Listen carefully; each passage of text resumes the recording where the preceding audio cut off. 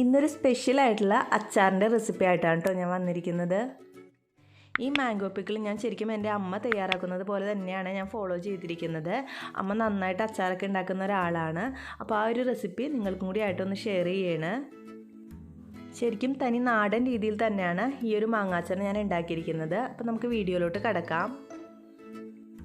ആദ്യം തന്നെ നമുക്ക് ഈ അച്ചാർ തയ്യാറാക്കാനായിട്ട് ഞാനിപ്പോൾ മൂവാണ്ട മാങ്ങയാണ് എടുത്തിരിക്കുന്നത്. നല്ല നാടനായിട്ടുള്ള മാങ്ങ ഏത് വേണമെങ്കിലും ഇതിനായിട്ട് യൂസ് ചെയ്യാം. ഇത് സ്ക്വയർ പീസായിട്ട് അരിഞ്ഞ് വെച്ചിട്ടുണ്ട്. ഇനി നമുക്കിതിലേക്ക് ഒരു 5-8 പച്ചമുളക് ചെറുതാക്കി അരിഞ്ഞത്, 2 കഷ്ണം ഇഞ്ചി ചെറുതാക്കി അരിഞ്ഞതും കൂടി ചേർത്ത് കൊടുക്കാം. പിന്നെ നമുക്കിതിലേക്ക് ആവശ്യത്തിന് ഉപ്പും കൂടി ചേർത്തിട്ട് ഇത് കുറച്ച് നേരം ഉപ്പും എരിവൊക്കെ ഒന്ന് പിടിക്കാനായിട്ട് മാറ്റി വയ്ക്കണം. ഞാനിപ്പോൾ ഈ മാങ്ങാച്ചാർ തയ്യാറാക്കാനായിട്ട് 1.5 കിലോ മാങ്ങ വാങ്ങിയിട്ടുണ്ടായിരുന്നു. അതിൻ്റെ കുരുവൊക്കെ കളഞ്ഞിട്ട് ക്ലീനാക്കി എടുത്തപ്പോൾ 1 കിലോ ഉണ്ടാവുള്ളൂ കേട്ടോ. അപ്പോൾ 1 കിലോ മാങ്ങാച്ചാറിൻ്റെ അളവാണ് ഞാൻ ഈ കാട്ടിയിരിക്കുന്നത്. ഈ അച്ചാർ തയ്യാറാക്കാനായിട്ട് ഞാനിപ്പോൾ മാങ്ങയുടെ തൊലിയൊന്നും കളഞ്ഞിട്ടില്ല കേട്ടോ. ഈ മൂവാണ്ട മാങ്ങ ആയതുകൊണ്ട് തന്നെ തൊലിക്ക് കയ്പൊന്നും ഉണ്ടാവില്ല. ഇപ്പോൾ കയ്പുള്ള തൊലിയുള്ള മാങ്ങയാണെന്നുണ്ടെങ്കിൽ തൊലി കളഞ്ഞിട്ട് വേണം യൂസ് ചെയ്യാനായിട്ട്. ഇനി നമുക്കിതൊരു അരമണിക്കൂർ നന്നായിട്ട് മിക്സ് ചെയ്തിട്ട് മാറ്റി വയ്ക്കാം. ഇനി അടുത്തതായിട്ട് നമുക്ക് ഈ അച്ചാറിലേക്ക് വറുത്ത് പൊടിച്ചിടാനായിട്ട് കുറച്ച് സാധനങ്ങളൊന്ന് ഡ്രൈ റോസ്റ്റ് ആക്കി എടുക്കണം. അപ്പോൾ നമ്മളിതിലേക്ക് വേറെ അച്ചാർ പൊടി ഒന്നും യൂസ് ചെയ്യുന്നില്ല. അപ്പോൾ നാടനായിട്ട് തന്നെയാണ് തയ്യാറാക്കുന്നത്. അപ്പോൾ ഒരു ചട്ടി അടുപ്പത്ത് വെച്ചിട്ടുണ്ട്. അതിലേക്ക് ഒരു 1.25 ടേബിൾ സ്പൂൺ ഉലുവ ചേർത്ത് കൊടുക്കുന്നുണ്ട്. പിന്നെ ഒരു 2 ടേബിൾ സ്പൂൺ കടുകും കൂടി ചേർത്ത് കൊടുക്കുന്നുണ്ട്. ഇനി ഇത് 2 മിനിറ്റോളം നമുക്ക് നന്നായിട്ടൊന്ന് വറുത്തെടുക്കണം. കൈയെടുക്കാതെ ഇളക്കി കൊടുത്തുകൊണ്ടിരിക്കണം. അപ്പോൾ നന്നായിട്ട് ഇത് പൊട്ടി വരും. ഉലുവയും കടുകൊക്കെ നന്നായിട്ട് പൊട്ടി വരും. ആ ഒരു സ്റ്റേജ് ആവുന്നവരെ നമുക്കിത് വറുത്തെടുക്കാം. ഇപ്പോൾ ഉലുവയും കടുകൊക്കെ നന്നായിട്ട് പൊട്ടി വന്നിട്ടുണ്ട്. ഇനി ഇത് നമുക്ക് മിക്സിയുടെ ചെറിയ ജാറിലേക്ക് മാറ്റാം. ഇനി അടുത്തതായിട്ട് നമുക്ക് ഈ അച്ചാറിലേക്ക് ചേർക്കാനുള്ള കായം ഒന്ന് വറുത്തെടുക്കണം. അപ്പോൾ ഞാൻ കായപ്പൊടിയല്ല യൂസ് ചെയ്യുന്നത്. കായം വറുത്തെടുക്കണേന് കുറച്ചും കൂടി ഒരു ടേസ്റ്റായിട്ട് എനിക്ക് തോന്നിയേക്കണേ. അപ്പോൾ ഇങ്ങനത്തെ കട്ടക്കായം വാങ്ങിക്കാനായിട്ട് കിട്ടില്ല. ആ കായത്തിൻ്റെ 2-3 പീസ് എടുത്തിട്ട് നമുക്ക് എണ്ണയിലേക്ക് ഇട്ട് കൊടുക്കാം. ഏകദേശം 1 ടീസ്പൂണോളം കായം കാണും ഇത്. എന്നിട്ട് നമുക്കിത് നന്നായിട്ടൊന്ന് വറുത്തെടുക്കണം. ഇതിപ്പോൾ ശരിക്കും പശ പോലത്തെ കായമല്ലേ. അപ്പോൾ ഇത് നന്നായിട്ട് മുരിഞ്ഞ് വന്നാലേ നമുക്കിത് ആ മിക്സിയുടെ ജാറിലിട്ടിട്ട് പൊടിച്ചെടുക്കാനായിട്ട് പറ്റുള്ളൂ. അപ്പോൾ കുറച്ച് നേരം ഇതുപോലെ ഒന്ന് അമർത്തിയിട്ട് നന്നായിട്ട് മൊരിയിച്ചെടുക്കണം. സാധാരണ നമ്മൾ യൂസ് ചെയ്യുന്ന കായപ്പൊടിയേക്കാളും കുറച്ചും കൂടി ടേസ്റ്റും സ്മെല്ലൊക്കെ ഇങ്ങനെ കായം വറുത്ത് പൊടിച്ചിടുമ്പോഴാണ് കേട്ടോ. അച്ചാറിനൊക്കെ ആകുമ്പോൾ പ്രത്യേകിച്ച് നല്ലൊരു സ്മെല്ലായിരിക്കുള്ളൂ. ഈ കായം ശരിക്കും നന്നായിട്ട് മൊരിഞ്ഞ് വന്നോട്ടോ. നന്നായിട്ട് മൊരിഞ്ഞ് വന്നാലേ നമ്മൾ മിക്സി ജാറിലിട്ട് പൊടിക്കുമ്പോൾ നന്നായിട്ട് പൊടിഞ്ഞ് വരുള്ളൂ. ഇങ്ങനെ തവി വെച്ചിട്ട് തട്ടി നോക്കുമ്പോൾ തന്നെ നമുക്ക് അറിയാനായിട്ട് പറ്റും മൊരിഞ്ഞിട്ടുണ്ടോ ഇല്ലയോ എന്ന്.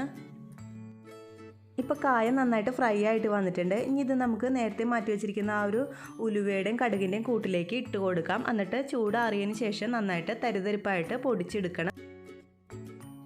ഈ കൂട്ട് തണുത്തതിന് ശേഷം ഞാനിപ്പോൾ നല്ല തരിതരിപ്പായിട്ട് പൊടിച്ചെടുത്തിട്ടുണ്ട്. ഇനി ഇത് നമുക്ക് മാറ്റി വയ്ക്കാം. ഇനി അടുത്തതായിട്ട് അച്ചാർ ഉണ്ടാക്കാനായിട്ട് ഞാനൊരു ഉരുളി അടുപ്പത്ത് വെച്ചിട്ടുണ്ട്. ഉരുളി ഒന്ന് ചൂടായി വന്നപ്പോൾ ഇതിലേക്ക് ഒരു 250 ml വെളിച്ചെണ്ണയാണ് ഒഴിച്ചു കൊടുക്കുന്നത്. നിങ്ങൾക്ക് നല്ലെണ്ണ വേണമെങ്കിൽ യൂസ് ചെയ്യാം. ഞാനിപ്പോൾ വെളിച്ചെണ്ണയാണ് യൂസ് ചെയ്യുന്നത്. ഇനി ഇതിലേക്ക് കുറച്ച് കടുക് ഇട്ടിട്ട് നന്നായിട്ടൊന്ന് പൊട്ടിച്ചെടുക്കാം. കടുക് നന്നായിട്ടൊന്ന് പൊട്ടി വന്നപ്പോൾ ഞാൻ ഇതിലേക്ക് കുറച്ച് വെളുത്തുള്ളി ചേർത്ത് കൊടുക്കുന്നുണ്ട്. വെളുത്തുള്ളിയുടെ അളവൊക്കെ നിങ്ങൾക്ക് കൂടുതലോ കുറവോ വേണമെങ്കിൽ ചേർക്കാം. കൂടുതലിട്ടാൽ കൂടുതൽ നല്ല ടേസ്റ്റ് ഉണ്ടാവും. പിന്നെ കുറച്ച് കറിവേപ്പിലയും കൂടി ആഡ് ചെയ്ത് കൊടുക്കുന്നുണ്ട്. ഞാൻ ഇതിലേക്ക് ഇപ്പോൾ ചേർത്ത വെളുത്തുള്ളി അരിഞ്ഞിട്ടൊന്നുമില്ല കേട്ടോ. ചെറിയ നാടനായിട്ടുള്ള വെളുത്തുള്ളിയാണ്. അപ്പോൾ അരിഞ്ഞെടുക്കേണ്ട ആവശ്യമൊന്നുമില്ല. ഇതൊന്ന് ജസ്റ്റ് മൂത്ത് വരുമ്പോൾ നമുക്കിതിലേക്ക് നമ്മൾ നേരത്തെ മിക്സ് ചെയ്ത് വെച്ചിരിക്കുന്ന ആ മാങ്ങയുടെ കൂട്ട് ചേർത്ത് കൊടുക്കാം. അപ്പോൾ മാങ്ങ നമ്മൾ മിക്സ് ചെയ്ത് വെച്ചുകൊണ്ട് തന്നെ അതിൽ കുറച്ച് വെള്ളം ഉണ്ടാവും. ഉപ്പിട്ടിട്ടാണല്ലോ മിക്സ് ചെയ്ത് വെച്ചത്. അതുകൊണ്ട് തന്നെ കുറച്ച് വെള്ളം ഉണ്ടാവും. ആ വെള്ളം ഒന്ന് വറ്റുന്നത് വരെ നമുക്കിതൊന്ന് വഴറ്റി കൊടുത്തുകൊണ്ടിരിക്കണം. ഈ അച്ചാറൊക്കെ നമ്മൾ ഉണ്ടാക്കുമ്പോൾ വെള്ളത്തിൻ്റെ അംശം ഉണ്ടെന്നുണ്ടെങ്കിൽ അത് പെട്ടെന്ന് തന്നെ കേടാവാനുള്ള ചാൻസസ് ഉണ്ട്. അപ്പോൾ വെള്ളത്തിൻ്റെ അംശം ഫുള്ളായിട്ട് മാറ്റിയിട്ട് വേണം നമുക്കിതിലേക്ക് പൊടികൾ ആഡ് ചെയ്ത് കൊടുക്കാനായിട്ട്. ഇപ്പോൾ നിങ്ങൾക്ക് അച്ചാർ കുറേ നാൾ ഇരിക്കണമെന്നുണ്ടെങ്കിൽ ശരിക്കും വെള്ളത്തിൻ്റെ അംശം കളയണം. അല്ലാന്നുണ്ടെങ്കിൽ കുഴപ്പമില്ല. ഇപ്പോൾ അപ്പം തന്നെ യൂസ് ചെയ്യാനാണെന്നുണ്ടെങ്കിൽ കുറച്ച് വെള്ളം ഉണ്ടെങ്കിലും കുഴപ്പമില്ല. ഫ്രിഡ്ജിലെടുത്ത് വെച്ചാൽ മതി. ഇപ്പോൾ ഒരു 2-3 മിനിറ്റൊക്കെ കഴിഞ്ഞിട്ടുണ്ട്. ഞാൻ ഇതിലേക്ക് ഒരു 4 ടേബിൾ സ്പൂൺ കാശ്മീരി ചില്ലിപ്പൊടിയാണ് ഇട്ട് കൊടുക്കുന്നത്. നല്ലൊരു കളർ കിട്ടാനായിട്ട് നമുക്കെപ്പോഴും കാശ്മീരി ചില്ലിപ്പൊടിയാണ് നല്ലത്. അതിനുശേഷം ഞാൻ ഇതിലേക്ക് ഒരു 2 ടേബിൾ സ്പൂൺ സാധാരണ ചില്ലിപ്പൊടിയും കൂടി ഇട്ട് കൊടുക്കുന്നുണ്ട്.